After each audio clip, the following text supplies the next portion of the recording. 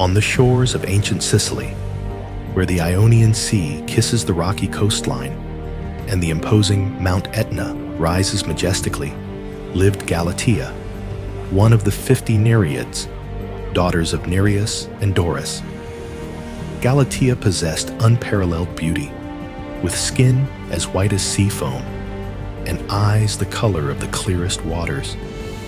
She spent her days swimming along the Sicilian coasts, playing with dolphins and singing melodies that captivated all who heard them.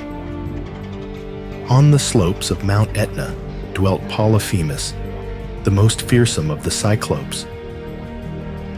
Son of Poseidon and the nymph Theusa, Polyphemus was a giant with a single eye in the middle of his forehead, known for his brutal strength and volatile temper.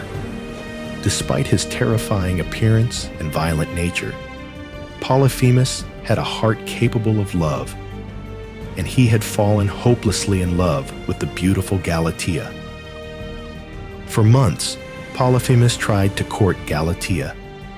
Each day, he would descend from the mountains to the coast, bringing gifts he deemed worthy of the Nereid: huge clusters of grapes, cheeses made from the milk of his best sheep, and even bears and lions hunted with his own hands.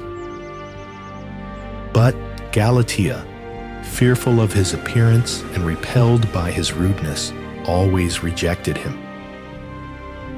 One day, desperate to win Galatea's affection, Polyphemus approached the seashore and shouted, "Galatea! Oh, Galatea! Why do you flee from me?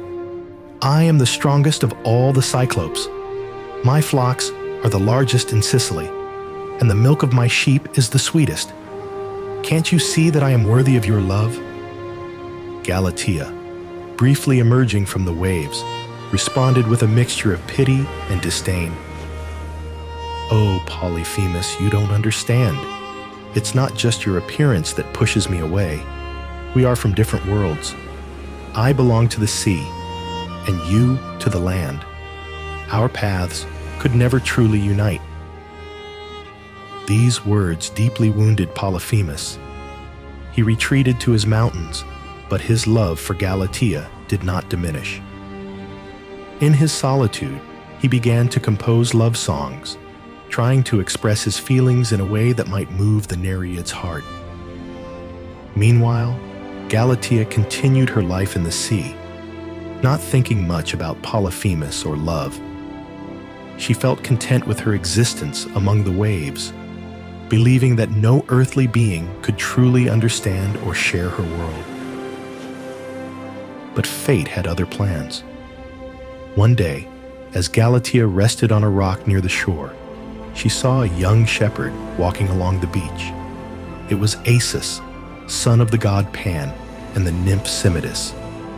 Acis was as beautiful as he was kind, with golden curls that shone under the Sicilian sun and green eyes that reflected the goodness of his heart.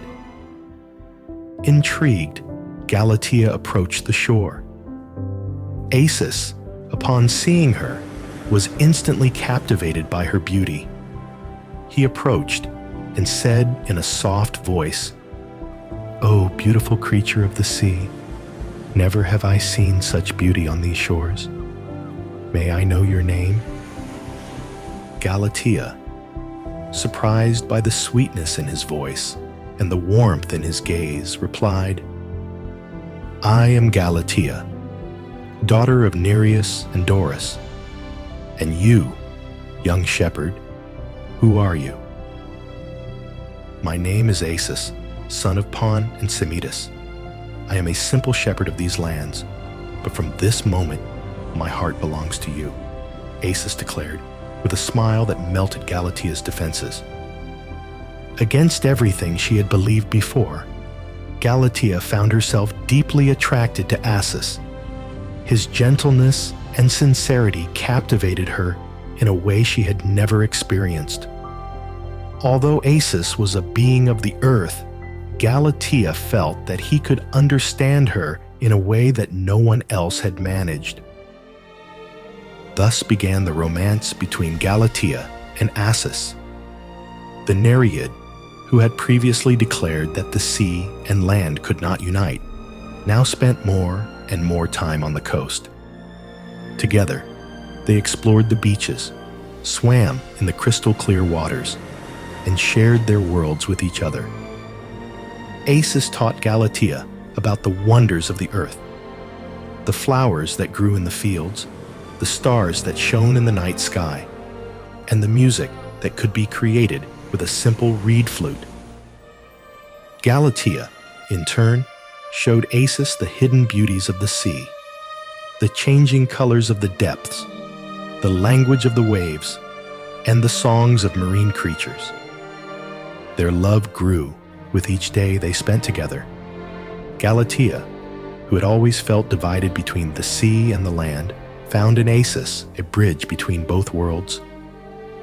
With him, she didn't have to choose. She could be both of the earth and of the sea. However, their happiness did not go unnoticed. Polyphemus, who had never stopped loving Galatea, discovered her romance with Acis. Anger and jealousy consumed the Cyclops.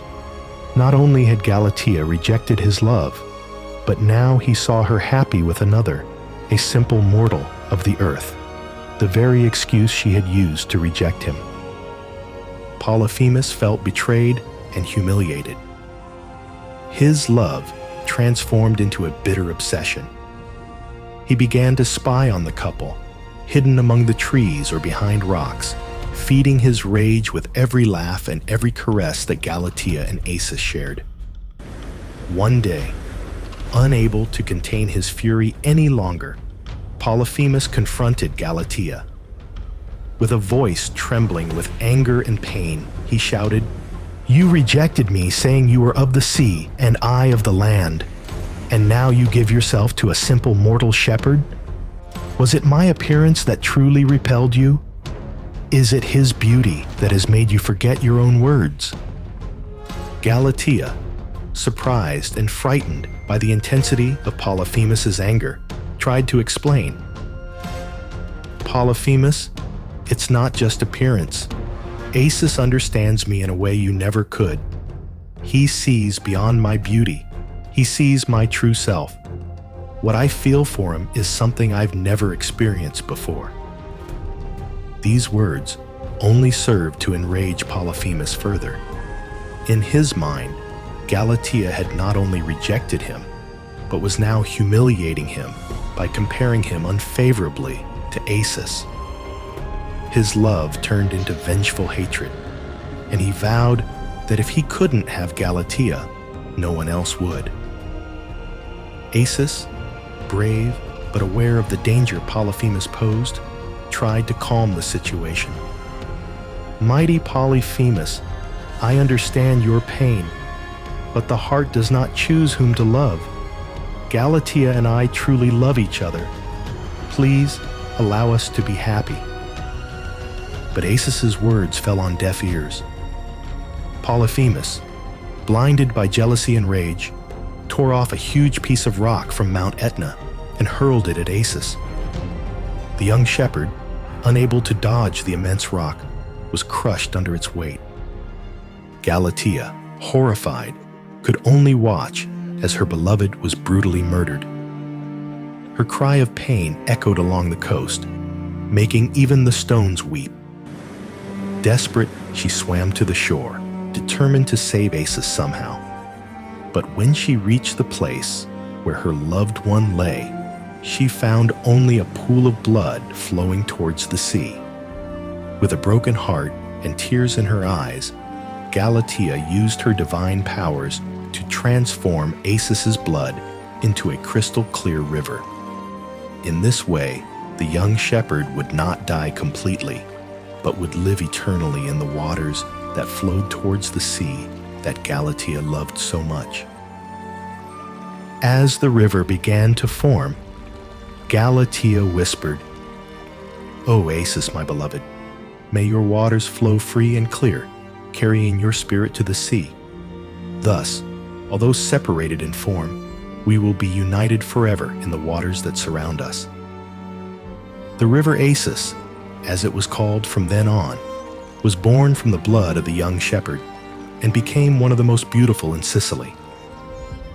Its waters, clear and fresh, carried with them the memory of the love between Galatea and Acis. Polyphemus, seeing what he had done, realized the magnitude of his action.